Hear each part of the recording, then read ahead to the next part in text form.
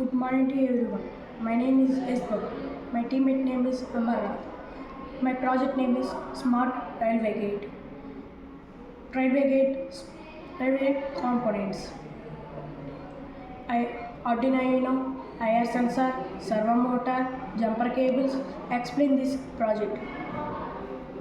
My name is Amarnath. I am studying in 9th class.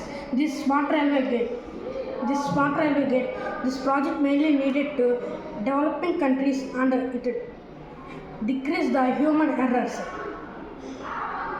And this, when train will come to in front of this IR sensor, gate will automatically closes.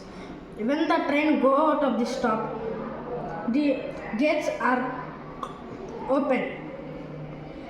Now I am showing the output of this project.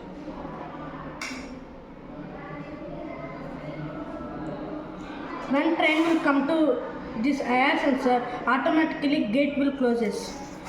When train will across this IR sensors, automatically gate will open.